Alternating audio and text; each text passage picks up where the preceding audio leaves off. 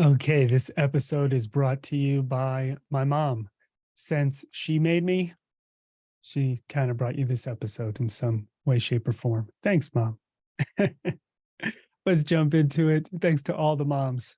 Thanks, moms. Not you, dads. Next time. We'll talk about you next time. In this video series, and starting with this video, I want to go over each energy of the soul. So in my book, The 7 Energies of the Soul, which is right behind me, the title's a little blurry.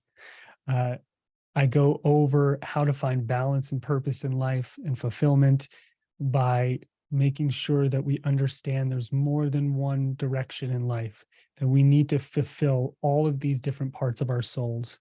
And the analogy that I use is when light passes through a prism, it goes into the 7, it refracts into the 7 colors of the rainbow.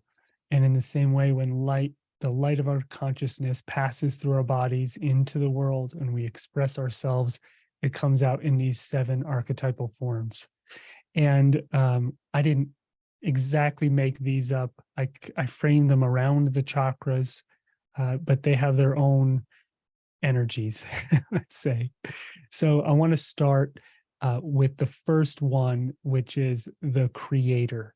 So the creator is the part of us that is the doer, the part of us maybe that builds, that invents, that runs a business, that manages. It's the life force energy in us that gets things done. It could come out as in the form of the farmer or the inventor or the CEO. It doesn't even have to be an occupation. It's just the creator in us. That's different from the artistic creator, which we'll get to later. And in this energy, just like every other energy, we can become deficient or we can go into excess. And so what that means with the creator is an excessive creator might be a workaholic. A deficient creator might be someone who never starts any projects because they're afraid of failing. Another excessive creator might be somebody who thinks all their value is based on what they've created, their entire self-worth.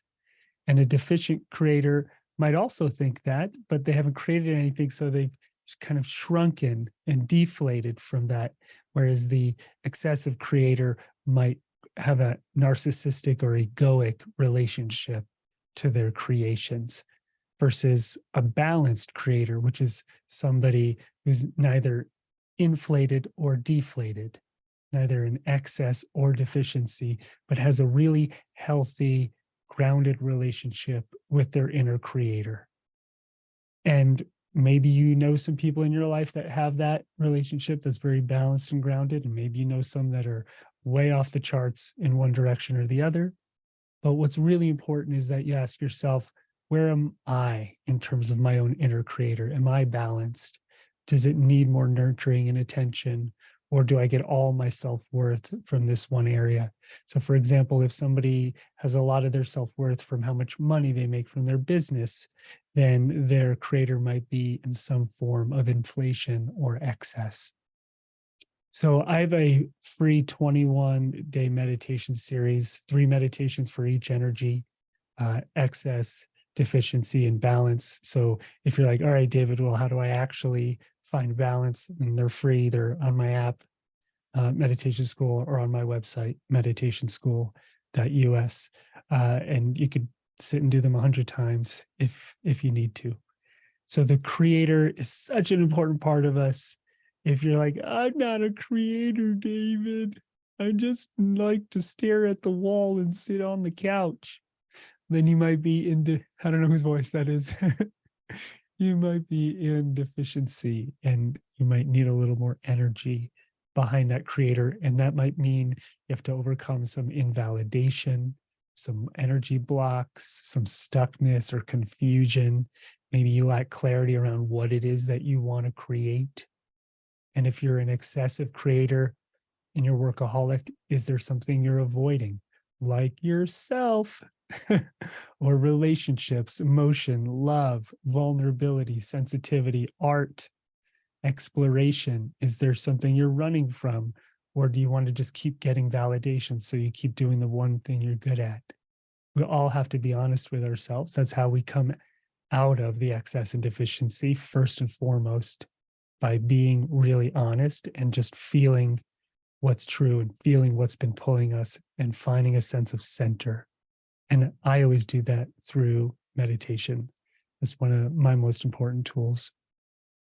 So that's the beginner of the creator energy topic. I also have a free quiz. You can find out which energy or energies you're most dominant with and which ones least. It's also on Meditation School. So I hope that you really develop your inner creator and kick some ass with it if you haven't, and find balance. And I will see you in the next one where we'll talk about our healer energy.